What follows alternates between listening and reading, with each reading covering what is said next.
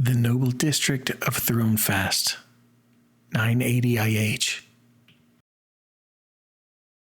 Amensol, the Queen of Men, rolled her husband's wedding ring around in her fingers. She did not bother to wipe the falling tears from her hands. They would just be replaced. Besides, the fireplace next to her would dry them soon enough once they stopped. She shifted further down under the soft cotton blanket she was wrapped in as she sat on the floor by the fire.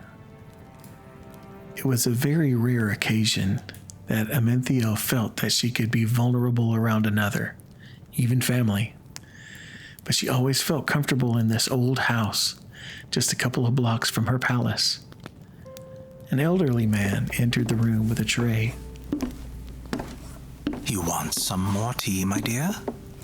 He asked in hushed tones, barely louder than the crackling of the fire. No thank you. I remember when he procured that for you. After your father and I had settled the details of the marriage between you, he couldn't wait to get to the jeweler. He ran as far as I could see him through the city, not even waiting for his horse to be brought. Another pair of tears escaped Amensol's face and fell onto her hands as she watched the ring glow by the fire. Anniversaries are always the hardest, my dear, he said, settling into a chair in the large, stately parlor. Amensol finally spoke up. He always knew how to focus my thoughts. Anytime I had a problem come up, it didn't matter if it was farmers squabbling over whose sheep were whose, or treaty negotiations. He knew what I needed to solve the problem. Tears began welling up again, but this time she fought them off, sniffed and wiped her face. She continued talking, trying to mask the quiver in her voice. And now I have this horrible issue with the Manicaros. Information still hasn't been made known to the public, so it looks like we are hiding something. Some rumors are saying it was a lover's spat, and I'm trying to get rid of him before he tells people we were having an affair for years. All kinds of nasty things. I feel like I don't even have it straight in my head why we are following this path. I haven't heard from the judges in days. I don't like what my uncle was getting into with that mythical weapon or whatever, and the torture he was conducting. The public could link that to me. It was still happening during the last year. I would remove all those wicked orcs from our land if I could, but I would never do it that way. She looked up at her father-in-law, searching for counsel. As much as she hated feeling weak or insufficient, right now, she just needed a comforting voice. I wish I could remove this burden from you sometimes. But then I think to myself, to whom would I pass it? I think, even though it is difficult and full of grief, these responsibilities are in the best hands. You are strong, my dear. You are courageous and compassionate. Most importantly, you are calculating. That is what has always set the line of Amensol apart. The ability to weigh issues on a larger scale. He leaned forward in his chair and brought his tender voice to a quieted crescendo, trying to get her mind off her losses and onto the problem at hand. So, what now are the issues, child? A scandal unknown? Whispers in a mistress's parlor? At the bars and the taverns? Your people search for answers when they are not presented with one. You command the respect of your people still. Give them an answer, subtle yet truthful. Imani did abandon his post. There were 5 murdered soldiers found at his property. There are even rumors that an orc was seen entering his property. That all is seditious without question. The whys and the wherefores do not matter to the public. This is causing contention in our people. What we need is something to bring us back together. It's a shame that Imani has fallen so far, instead of coming straight to you with any grievances. However, it seems to be the case. Rally the people around a common goal. Imani has not betrayed the crown. He has betrayed his people. Amensol sat in silence for a moment, still fiddling with her late husband's ring. She finally slipped it onto her thumb, the only finger it came close to fitting, and wiped her face one last time. She looked up at her father-in-law and weakly smiled at him. I appreciate you, Da. The patriarch of the Devayer family, Galen, looked down upon his daughter-in-law and smiled. And I, you, my dear. Hangor, in the eastern Rhone Mountains, 526 IH.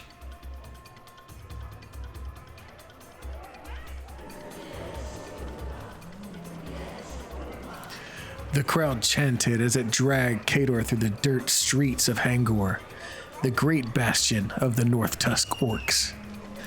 The guards in front tugged on the coarse rope binding his hands together as they made their way up the side of the sloped town. An untied Uman, as they were called, generally meant a non-threat to the clan, but if someone was led through the town tied up, it signified a menace. Therefore, no respect was merited.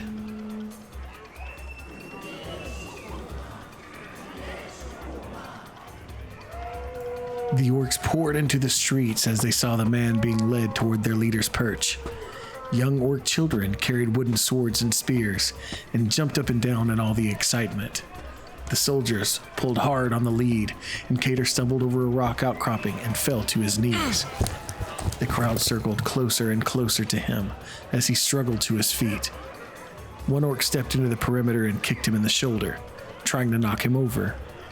Kador had just enough movement in his hands to grab the orc's foot and twist, sending him to the ground beside him. And then it started. A tandem of large orcs grabbed their comrade and pulled him away from the dangerous human, while two others stepped in and kicked him, one in his face and one to his stomach. The chanting stopped, replaced by garbled shouts from each individual in the crowd. The soldiers holding his binds decided he wasn't getting up fast enough and backtracked a few steps and joined in the beating. Kador put up his arms, but the lack of movement from his bound hands kept him from blocking the onslaught of blows from the crowd. A sharp heat was felt in the side of his thigh, followed by the jerk of someone pulling out a sharp object of some sort. His captors yelled something loud, and the crowd ceased long enough for them to raise him to his feet. In the span of 15 seconds, Kador was bleeding out of multiple places of his face, chest, an arm, and a leg. It wasn't the first time he'd been piled on in a brawl, but it was the first time there was no nearby lawmen to assist if things got out of hand. These orcs would not hesitate to torture or kill him. The large hall where the leader of the North Tusk orcs presided was not that far as the crow flies, but the streets in the city wound back and forth across the mountainside, elongating the random beatings from those in the crowd. Even the young ones would run up and either poke him with their dull stick spears or smack him with the side of their wooden swords, no doubt leaving bruises all over his body. He just had to make it to the Usharuk. On the other side of the mountain divide, overlooking the town of Hangor, Valgrug Drinostek, banished Karuk of the North Tusk orcs, followed the crowd with her eyes as the town emptied into the streets. She kept in her squatted posture as she jaunted down to the huts on the outskirts. She could hear some of her fellow orcs still in the house. Val peered around the corner of the building at the crowd, now at least 500 paces away. They were heading up the last incline before it opened into a courtyard of sorts before the hall. She darted backside to backside, working her way around the outside of the town, behind huts and barracks and shops, until she was at the last building on the backside of the hall.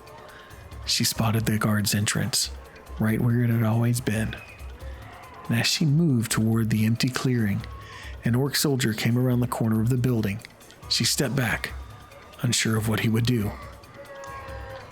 The orc stopped for a moment and stared at her face. Above her eye was a faint tattoo, a crude circle with a dot on the outside. This female was banished from the clan, but at the same time, she wore the ornate ear clasps of the Karuk. He was unsure what to think. Karuk, you are forbidden. He finally muttered to her in their orc tongue. I must report you to my Karuk. Stupid. Val said dryly, trying to think on her feet. You do not know who I am. I am a spy of the Usharuk. To the Uman, the mark of the banished is only a coloring. I am on a mission. Get out of my way, fool.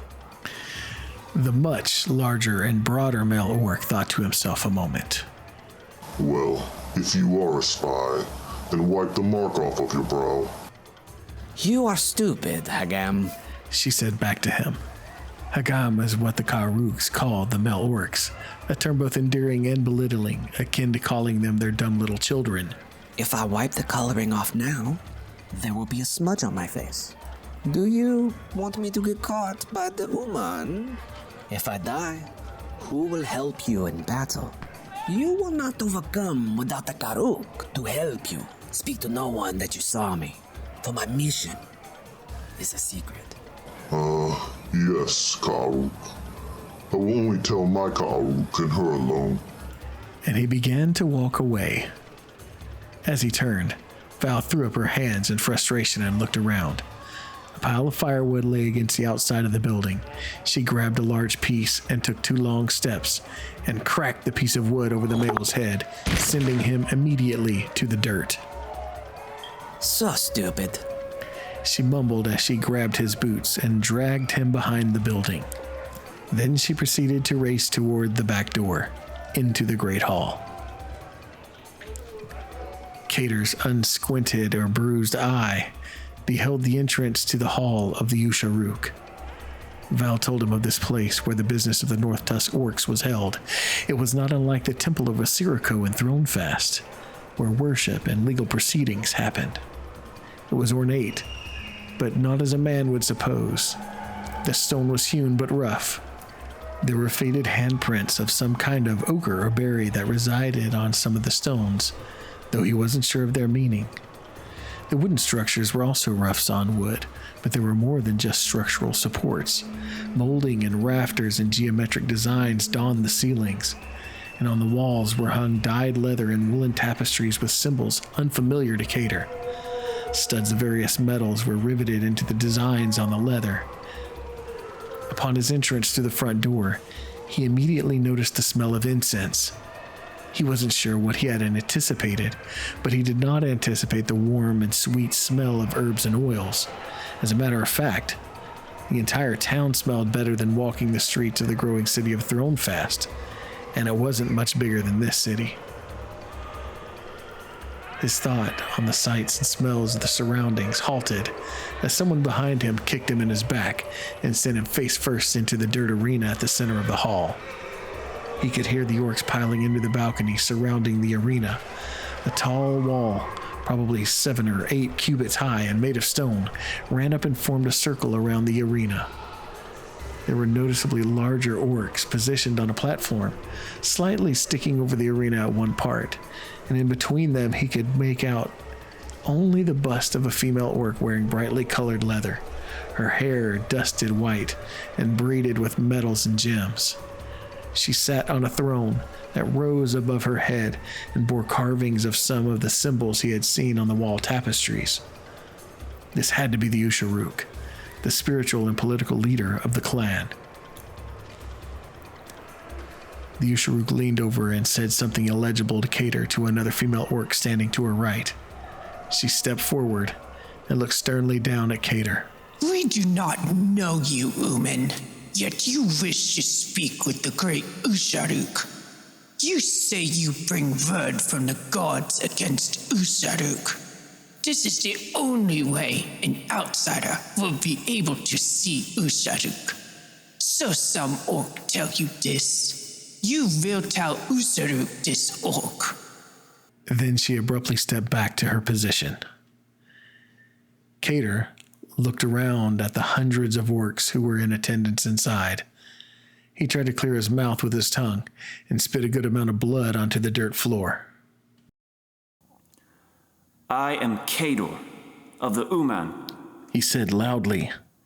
He wasn't sure how many in attendance would understand him, but he was sure the Usharuk did not speak his language, as the female speaking before him whispered to her as he spoke.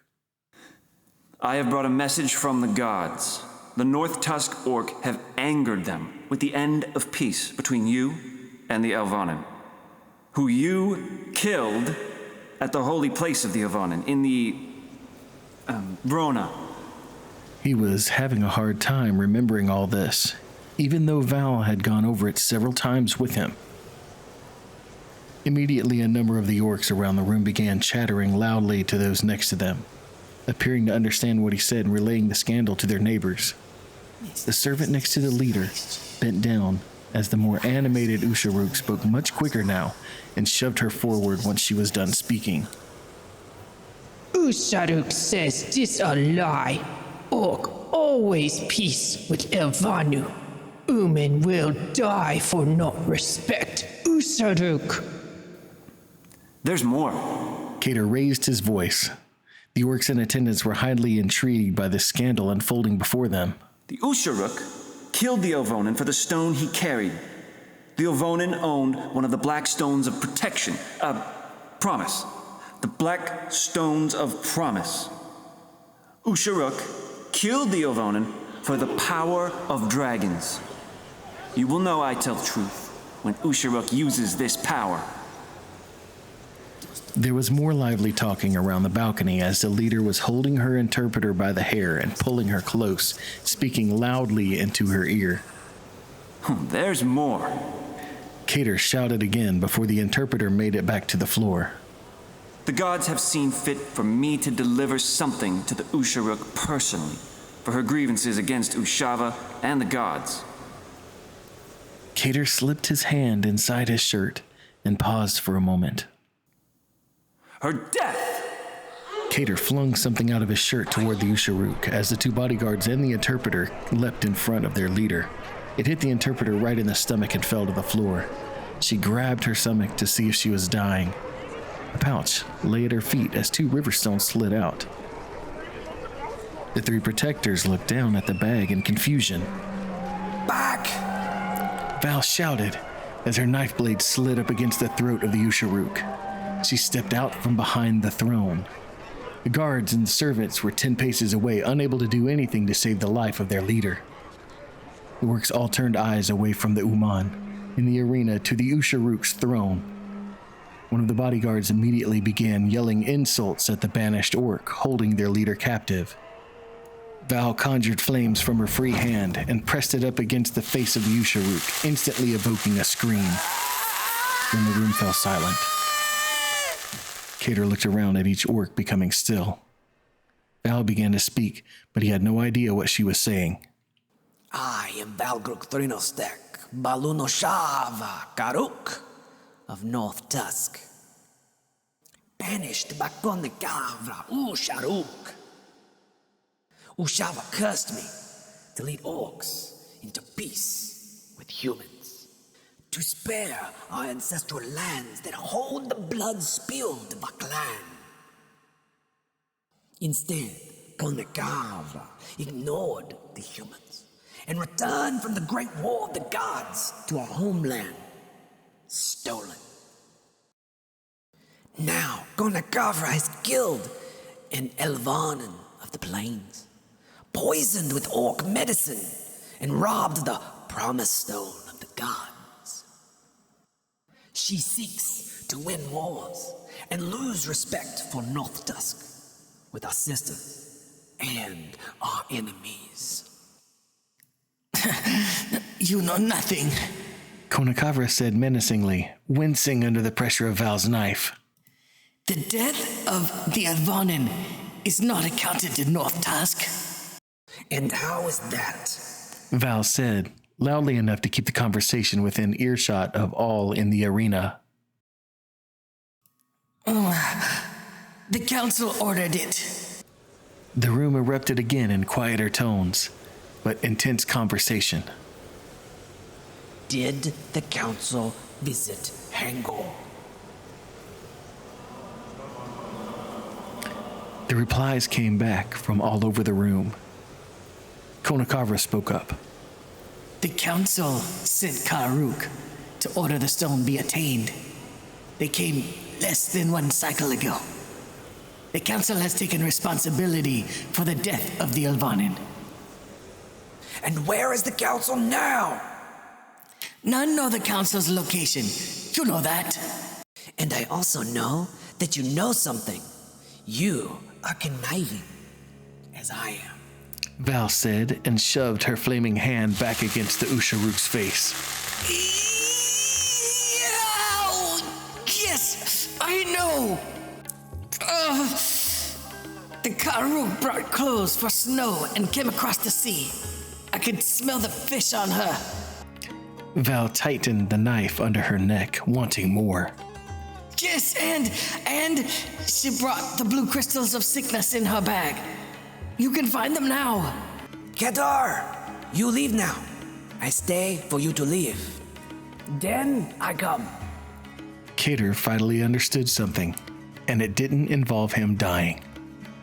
He held his hands out to the soldiers at the entrance to the hall.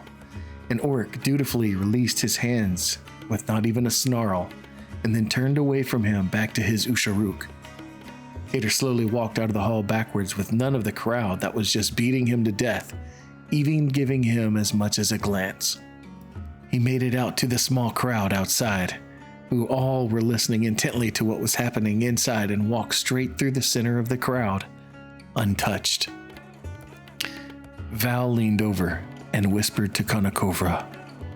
I will not be back, even if Hangor burns to the ground. Fulfill your duties and let me go unharmed.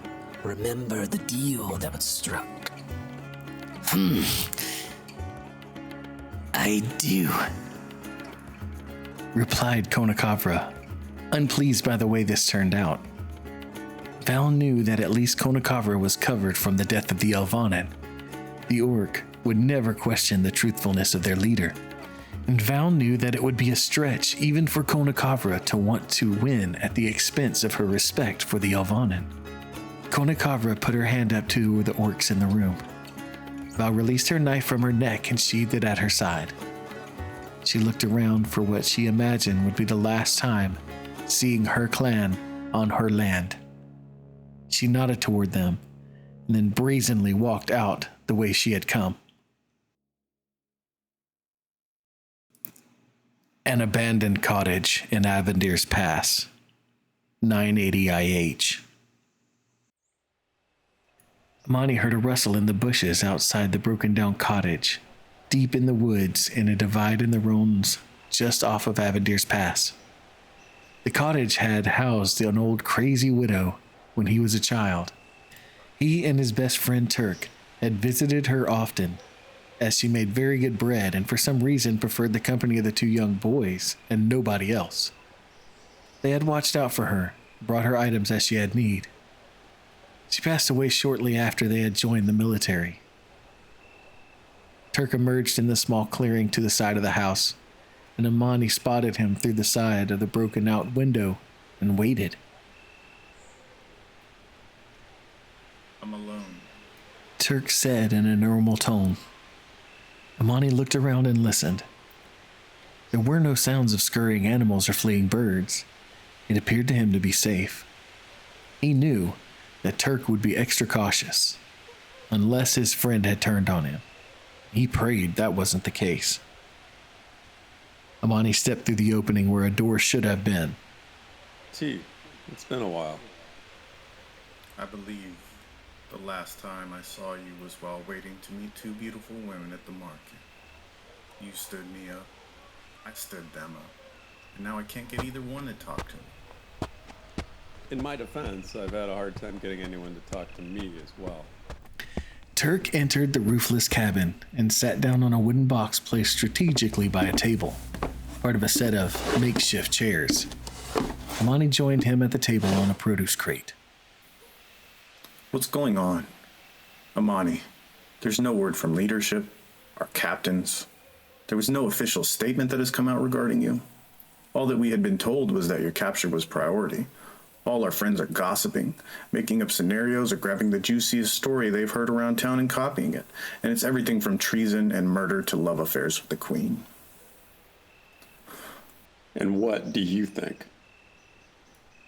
Turk sighed and looked into his friend's eyes. I know that the day you left, everything was normal. I know your regimented schedule, and I'm with you most of the time when we are not on duty and part of the time that we are. And I know that the soldier who would rush into the fray the day that the plains of Azarus to retrieve the bodies of Queen Amethyl's husband and uncle, knowing they were already dead, just so they could be mourned and buried properly, is a soldier with the highest integrity. Amani shifted uncomfortably on his crate, finally able to allow the events of the last month to sink in. For the first time since his last day in Throne Fast, he had a true friend to encourage him. But beyond all that, as your oldest friend, I know how much loyalty means to you, and that you would never do anything to jeopardize your job as a protector of Thronefast. Amani rested his chin on his folded hands, thinking of his position, the sense of joy that came from the fulfillment of his duty. He thought of his friends, his fellow brothers at arms, the battles they had fought together, the losses they had mourned together, and the purpose they shared, bringing peace and prosperity to men. He remembered his quarters, his rise from nothing to his stately room and furnishings, the glances of approval from passers-by, unlike the disinterest and scorns he received as an orphan child.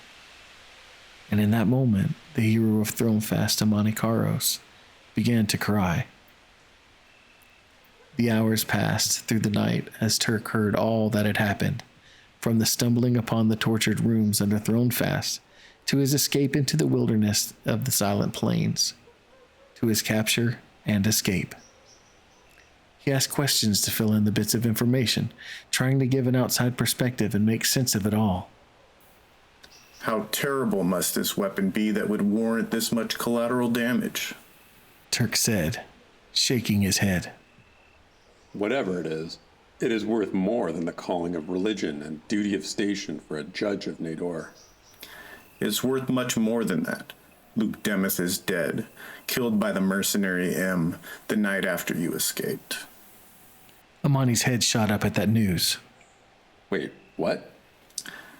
Yeah, of course we aren't releasing that information to the public, but volunteered to return to Thronefast with some correspondence and goods from the Sanctum, and one of the letters is an official statement regarding his death, and another unofficial statement for the general. I just happened to hear from the soldier who found his body upstairs in his quarters covered in blood. He had told me he was working for someone, but he didn't allude to whom. Well, he may not have said anything, but there was correspondence that came sealed to him when I brought supplies to the Sanctum a week ago. And it just so happened that the sealed letter bore the same signet as a crate of goods from Thronefast. Turk dropped a piece of cloth with the sketch onto the table in front of Amani. The moons allowed more than enough light to see the symbol. By the gods, Amani whispered under his breath. The symbol was the crest of the Devair family, wealthy nobles of the Azure Isles whose marriage to Queen Amanthiel had brought them and their vast wealth and empire under the rule and protection of Thronefast. This means they're trying to get to the throne by whatever means they can now that Prince Gattacus is dead. We must do something. Whoa there. You're talking about the family now related to the Queen. You can't do anything here. What? Go turn yourself in to Amanthiel and tell her that her late husband's family is behind the scenes of a plot to amass power to cement themselves in the palace? There's no way the Queen doesn't already know about at least some of this. The order to bring you in came from the Queen herself. This is beyond even that, Turk. Think back. Have you ever asked yourself what the reason was for the trek to the plains of Azareth? Did any of us even know why the king's brother was leading us into that death trap? He even brought the prince, a member of the House of Devair. There's old relics and ruins from old orc empires in that area. We just don't know how deep it runs. If the queen doesn't know, you'll never convince her that her husband's family is part of it. That's not for me to assume. As always, I fight for my queen and my people, to the service of men, even if I need to convince my queen and my people of it. Amani looked over at the tattered cloth on the table. He did not appreciate his character and integrity being questioned for sure, but even worse was the thought that the integrity of men was being questioned, and it could be damaged politically by the actions of a few select nobles. Something had to be done, and there was no one else to do it. So, then I guess, what's the plan? Remember the tales of Avendir going out to meet Osari on the field of battle with no knowledge of when or if the Sons of Terminus would even show up to assist? That's the plan. We're going to attack head-on and pray Osirica's hammer brings us favor. And if the rot runs deeper than you think? Amani took the cloth off the table and threw it in the dirt in a corner of the building. You remember the stories of Havensong. We fight for the good of our people, even if we have to burn our own city to the ground.